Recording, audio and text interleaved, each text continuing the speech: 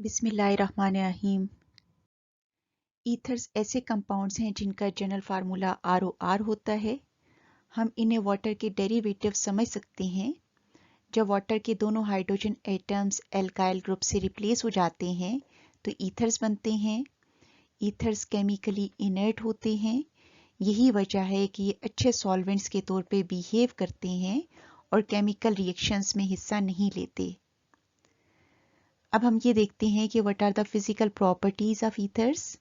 Ethers colourless होते हैं, volatile होते हैं। चूंकि इनमें हाइड्रोजन बॉन्डिंग नहीं होती इसलिए ये जल्दी से इवेपोरेट हो जाते हैं, लो बॉइलिंग होते हैं and they are highly inflammable compounds. इनको बहुत इजीली आग लग जाती है।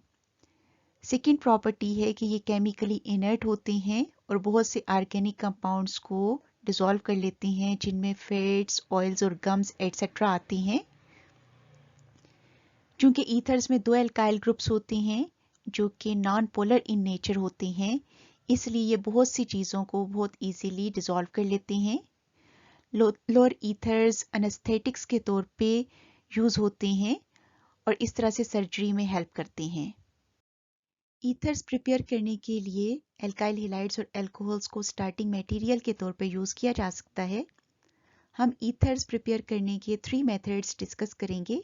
सबसे पहला मेथड है विलियमसन सिंथेसिस जो कि ईथर्स प्रोड्यूस करने के लिए सिंपलेस्ट मेथड है और लेबोरेटरी और इंडस्ट्री दोनों में यूज़ होता है। इस मेथड के 2 स्टेप्स हैं। पहले स्टेप में प्राइमरी अल्कोहल्स को सोडियम मेटल के साथ रिएक्ट कराया जाता है जिसके नतीजे में सोडियम एल्कोक्साइड बन जाता है। फॉर एग्जांपल एथेनॉल को जब सोडियम मेटल के साथ ट्रीट कराया जाता है then we get sodium ethoxide and hydrogen gas. In the second step, sodium alkoxide, here in this case, sodium ethoxide is treated with an alkyl halide, for example, ethyl chloride, and as a result we get ether. इस case में हमारे पास diethyl ether produce हो रहा है। दूसरा method है dehydration of alcohols. जब alcohols को कंसेंट्रेटेड सल्फ्यूरिक एसिड के साथ 140 डिग्री सेल्सियस पर हीट किया जाता है तो वाटर को लूज कर देती हैं और नतीजे के तौर पे ईथर्स बन जाते हैं। फॉर एग्जांपल एथेनॉल को जब कंसेंट्रेटेड सल्फ्यूरिक एसिड के साथ 140 डिग्री सेल्सियस पर हीट किया जाता है तो हमारे पास डाईइथाइल ईथर बन जाता है और वाटर मॉलिक्यूल लूज हो जाता है। अगर हमारे पास मिक्सचर ऑफ एल्कोहल हो तो हमारे पास ईथर्स का भी मिक्सचर प्रोड्यूस होता है। फॉर एग्जांपल अगर हम एथेनॉल और मेथेनॉल को कंसेंट्रेटेड सल्फ्यूरिक एसिड के साथ 140 डिग्री सेल्सियस पर हीट कराते हैं तो di ethyl ether, ethyl methyl ether और डाई मिथाइल ईथर प्रोड्यूस हो जाते हैं। ईथर्स को प्रिपेयर करने के लिए थर्ड मेथड जो हम डिस्कस करेंगे that is the reaction of alkyl halides with dry silver oxide.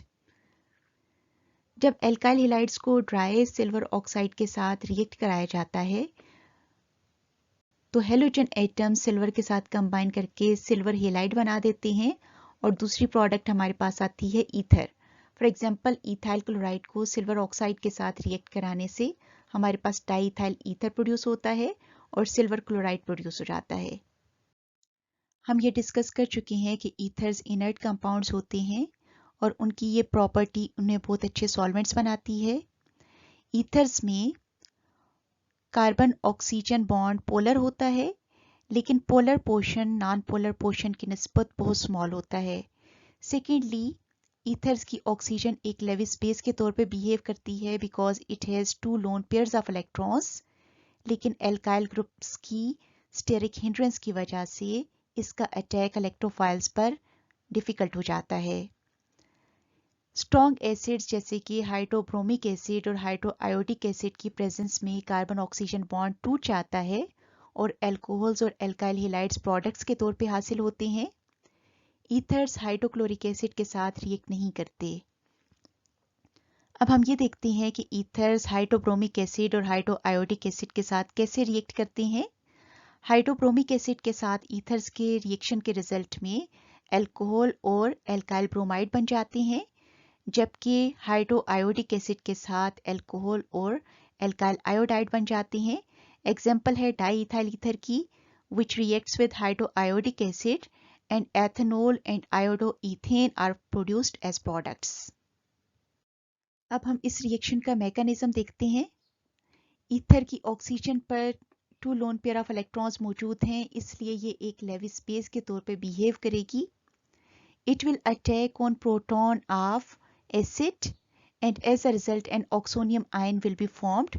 एक ऑक्सोनियम आयन वो आयन होता है जिसमें ऑक्सीजन 3 बॉन्ड्स बनाती है. इसकी एक एग्जांपल हाइड्रोनियम आयन भी है जिसमें ऑक्सीजन 3 हाइड्रोजन एटम्स के साथ बॉन्ड बनाती है.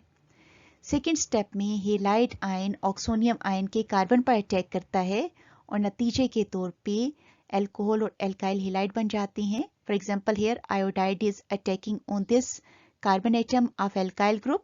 This bond will break and we will be getting alkyl iodide and alcohol. आपकी बुक से कुछ क्वेश्चंस इन्हें सॉल्व कीजिएगा. Good luck.